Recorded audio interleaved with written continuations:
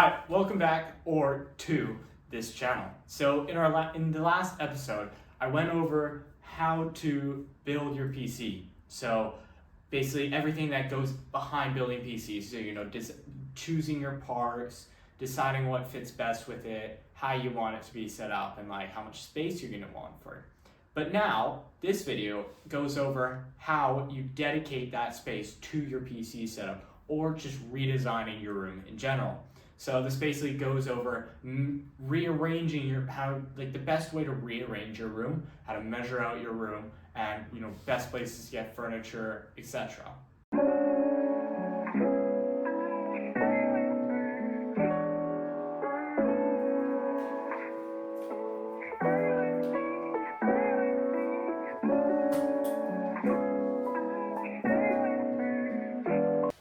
During the whole process, a measuring tape is going to be your best friend.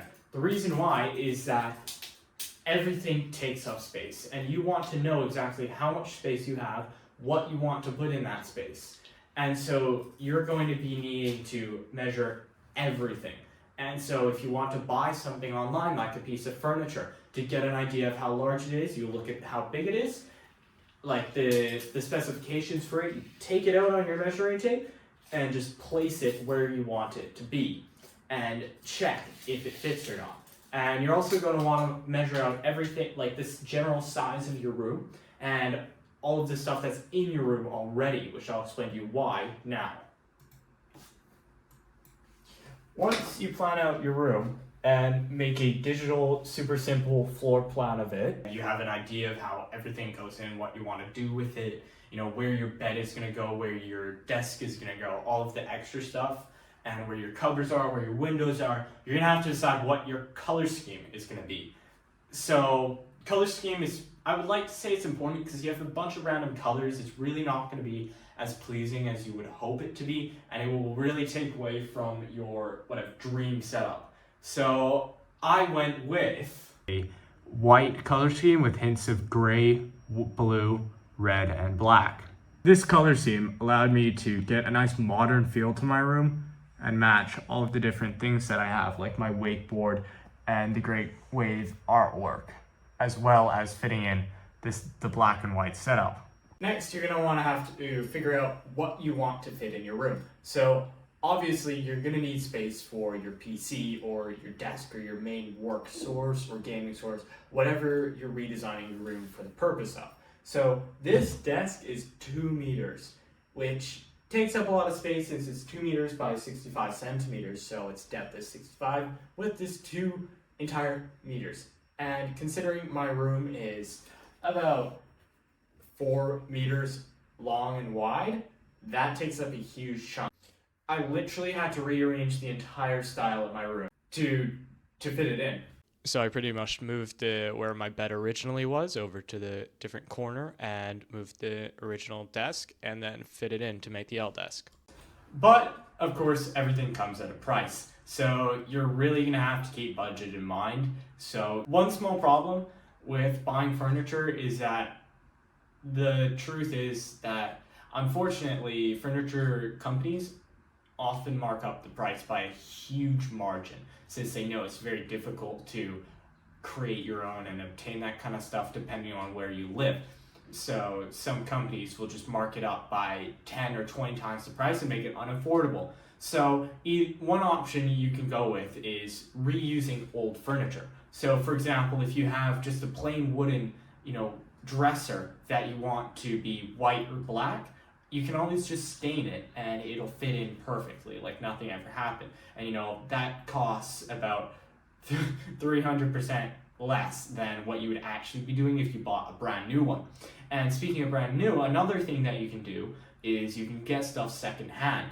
So a good place to look in the world in general, depending on where you are, is there's almost always going to be a Facebook marketplace for your area where people are trying to sell things and redo things.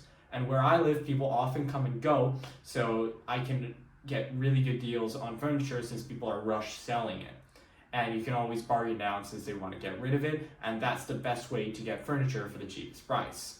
or just artwork or stuff you want to decorate your room with, lighting, just everything in general, I'd recommend trying to get it secondhand, because it's a lot of the time it's going to be the exact same as buying it brand new. Now, in my case, there was no furniture for my old room, which I decided that I wanted to use in this one, because it was all either, you know, a big, dark colored black loft bed, which honestly just would not fit my new, you know, I wanted a nice modern white room, and you can't really turn that into it. And I was quite done with the loft bed, and all the dressers and stuff that I used, they were all wood and just would not match whatsoever. And so I sold some of the furniture and also gave some of it for my brother to use, since I was taking over his room and pretty much doing a huge room swap, because I would just start over and start from scratch, which is what I wanted to do.